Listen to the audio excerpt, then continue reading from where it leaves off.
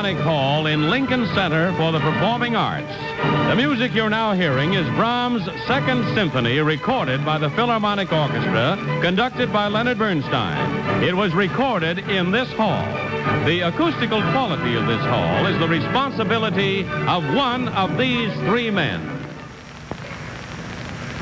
What is your name, please? My name is Leo Beranek. My name is Leo Beranek.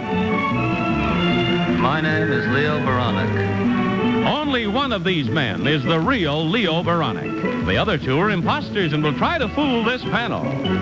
Tom Poston, Sally Ann Howes, Abe Burrows, and Kitty Carlisle. On To Tell the Truth with your host, Bud Collier. Thank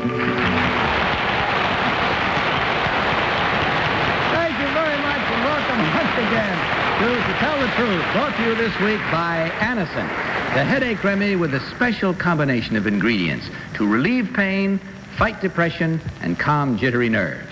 Anacin. Abe, welcome to the after-dinner hour. Abe and I have been doing the daytime show all last week, and it's fun to see you this side of dinner. Yeah, it's very, very pleasant. This is when I'm usually out and around the town, you know? But I didn't know people worked this late. What do you mean? All of your cast on How to Succeed in Business Without Trying certainly work this late. Well, they have to work, you see. Well, it's great to be tied in with a big hit like that. Panel, how are you all this evening? Everybody fine? Very well, thank you. All right, open up your envelopes, which you have never seen before. Take out those affidavit cards for the first time and follow along with me. I, Leo Beranek, am an expert in the field of acoustics, the science of sound. I have traveled all over the world on acoustical problems involving everything from jet aircraft to noisy plumbing, to the General Assembly Hall at the United Nations. We are responsible for the sound quality of the new Philharmonic Hall in New York's Lincoln Center for the Performing Arts. Before the hall opened, we had experimented with various sounds from the stage while we shifted the movable acoustical panels which hang from the ceiling. We filled each of the hall's seats with fiberglass people. We fired off a small cannon. The orchestra played music especially composed and orchestrated as an acoustical test. Although the hall is now acoustically excellent, we do not expect to be able to bring it to its peak of perfection in less than a year. Signed, Leo Beranek.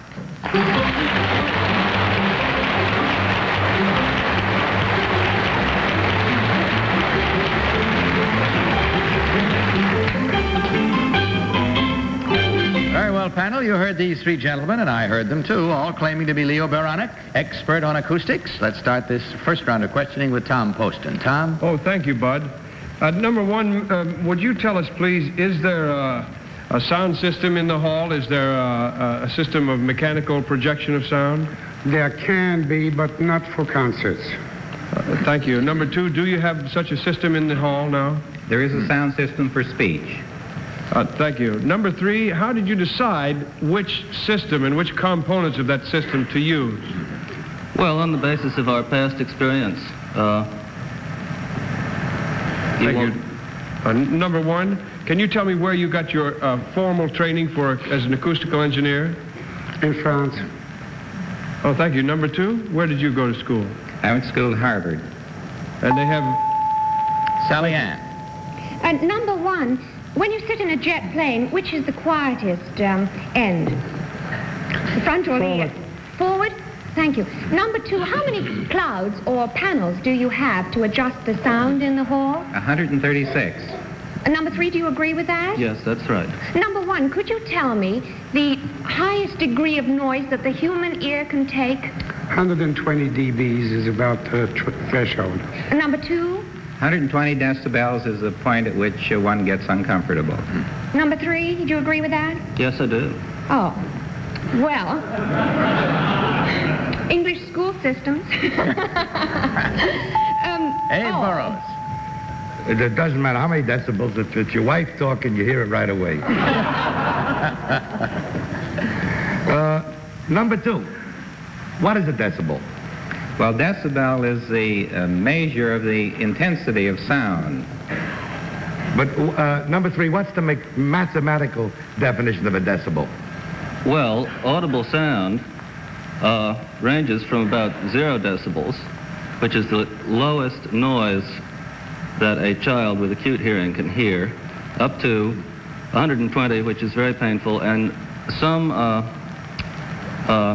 sounds of slightly over 120 decibels can be heard. A jet engine close by goes over that. Number 1, what was the name of Aaron Copland's piece the opening night? Connotations for orchestra. Kitty. Number 1, when you worked on the plumbing, what was the noisiest part? May I ask where? In the I bathroom. mean, in which building? Number 2, how high can a dog hear? Well, a dog is supposed to be able to hear up to, maybe twice as many frequencies as an ordinary person. 240, for instance. Well, an ordinary you're talking about intensity. Yes. Frequency. Means a high dog. Yeah. In pitch, I mean 30,000 cycles. I see. Number 3, what was the noisiest thing you had in the plumbing business? The pipes.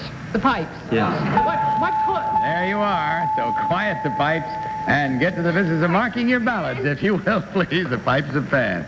All right. Mark your ballots. Vote right now without change, if you will, please. And without consultation, of course. It goes without saying. And also mark your ballots for number 1, number 2, or number 3. Team of challengers will get the customary $250 for every incorrect vote. All marked? Okay. Thomas, for whom did you vote? Well, I voted for number 2. I thought his smile sounded best over here. Okay. Sally Ann, which one did you choose? I voted for number 2 for the same reasons. Abe? Intelligent reason. Your vote. What? I said your vote. I voted for number 2 also. I liked his answer on the decibels. And Kitty. I voted for number 2. We had a chance for the first time to watch them on a monitor say their names, and I'm always told that the people at home can judge who they are by the way they say their names, and I thought number 2 said his name with most assurance. Let's go home. The highest number of decibels. All right, let's go to it then, shall we? We've got our votes all in. We've given reasons for it. Whether you care to accept them or not is entirely up to you. But let's see how close to the truth they bring us as we learn right now which one of these gentlemen is the real expert on acoustics. So will the real Leo Beranek please stand up? Oh, you smart people.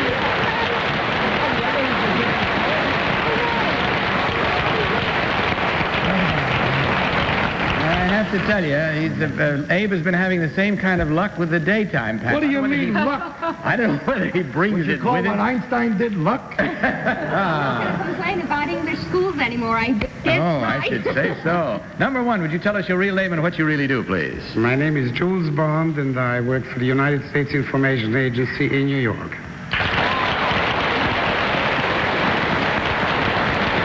And number 3, may we have your real name and what you do, please? My name is John Pope. I'm an editor at St. Martin's Book Publishing Company. Well, we thank you, gentlemen. I'm sorry that they were so smart, because that means you take away less cash, but nonetheless, $100 does come your way to be divided with our thanks, and also that of Anison, their thanks as well, and a gift package of all the fine products made by the makers of Anison. Thank you so much, and hope you thoroughly enjoyed yourself. We enjoyed it having you here. Good night, and God bless you.